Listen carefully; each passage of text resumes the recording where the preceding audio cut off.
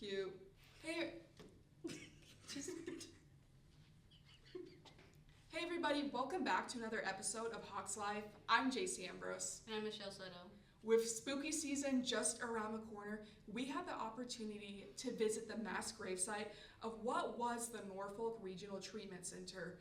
This is on campus and about 500 people have been buried there, and it's such a small plot of land, but we took a deep dive and visited the gravesite. Like people, these forgotten places are more than what meets the eye. Each of us at some point in our lives feel exposed, alone, raw with emotion, forgotten, and misunderstood. Abandoned places are decaying puzzle pieces of our past. The Norfolk Regional Center absorbed years of repressed feelings of pain, fear, confusion, and loneliness. Not to mention the squatters and drug users who took shelter between the walls. This facility has seen its share of human suffering, and it left evident scars. However, not everything experienced behind those walls were bad. Part of the facility had been used as a hospital at one point in time, so at one point babies were born and lives were saved beneath the crumbling roof. The reason for the hospital in Norfolk was because of the fact that there was no hospitals located in the northern part of the state. The two hospitals existing being located, one at Lincoln, Nebraska, in the southeast part of the state, and the other at Hastings, Nebraska, which is in the southwest part of the state. The city of Norfolk is located in the northeast part. The first building built in 1885 was a large brick asylum building, but in September 1901, there was a fire that destroyed the main building and the records housed there. That information included people's names and where they were buried. Information was extracted from remaining records. Some records indicate that the patient was buried on Norfolk Regional Center grounds, but there's no indication which cemetery or plot, because there was two. Based on records, there are approximately 450 patients buried in the new cemetery. There is no verifiable information for the remaining patients to determine where these individuals are buried, as records only indicate they were buried in the hospital cemetery. The space had 4 types of patients: geriatrics, alcoholics, and drug addicts, and the criminally insane. In total, 902 individuals were sterilized in Nebraska, 53% of whom were women. 80% of those sterilized were deemed mentally deficient. The lobotomies began in 1917 and ended in 1963. The first law regarding sterilization was passed in 1915 after a failed initial attempt by state legislators. In 1913 was vetoed by Governor John H. Moorhead. This law was revised in both 1929 and 1957. The 1915 law provided for the sterilization of the insane and feeble-minded inmates of state institutions before they were paroled. The state institutions specifically mentioned in the statute included institutions for the feeble-minded, hospitals for the insane, the penitentiary, reformatory, industrial schools, the industrial home, and other such state institutions. The ratio of men to women sterilized is relatively equal, indicating no presence of bias toward either sex. In 1929, the Nebraska legislature altered the sterilization law to include those individuals convicted of sodomy. This amendment included individuals who had been deemed moral degenerates or sexual perverts.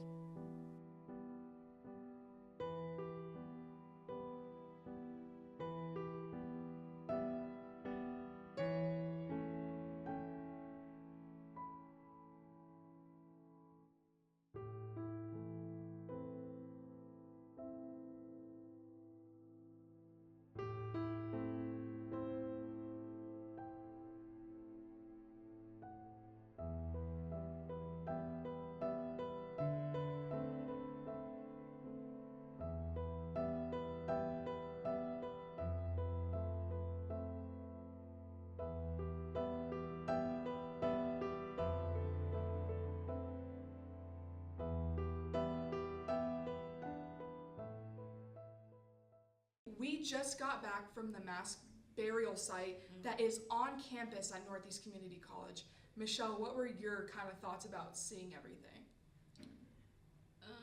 The tombstone. It was a lot nicer than I thought it was gonna be. Like, it looked more new, honestly. Cause like compared to like what you see like in like horror movies, I guess, or like just like grave sites in general, from abandoned ones. Like it looks way nicer than what I was thinking it was gonna be. I also thought it was it was so eerie because it was such a small plot of land and 500 people buried there. I almost was sure, it was really interesting to see, but it was kind of just heavy heart. It was pretty eerie, but we went there on a 2 o'clock on a Tuesday, so it wasn't too scary. But I think it was just really weird how 500 people are buried on that little plot. Yeah, and they don't know who they are except for one person. Yeah, The one person had their name and then Yes, I think that's crazy that you just don't know.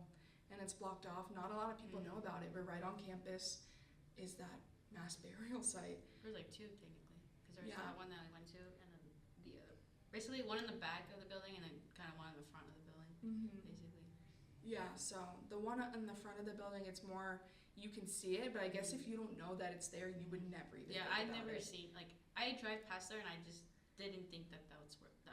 Yeah, and I've been to that Dollar General how many times, and I've never known that there was like a burial site right over yonder the way. So I think that was really crazy just to see. But overall, I thought it was very interesting to explore a part of campus nobody really knows about. What did you think? You think you were gonna go there now because we pointed it out? Don't go there. And it was blocked off. We also want to preference that we went with a faculty member and a Northeast fan, so don't be driving out there, you guys. Us here at Hawks Life want to make sure everybody's staying safe. Keep an eye out this Halloween. Make sure you know your limits, know what's going on, and be aware of your surroundings. Yes. And with that, this is Hawks Life. I'm Jacie Ambrose. And I'm Soto. Signing off. Peace, yo. We're going around asking people what their favorite Halloween costume is or what they are for Halloween. I'm here with Taylor Clutchfit. So Taylor, you are dressed up in the spirit for Halloween. Give us an OOTD Halloween edition. What are you for Halloween? I'm actually just somebody from the 80s. I know they wore leg warmers a lot, so I made my own. And then denim was a huge thing back then. This is also my 80s shirt. And then I also curled my hair. It's flattened out a little bit. Well, it's really cold today, but you're still rocking it. In the past, what has been your favorite Halloween costume you've ever had?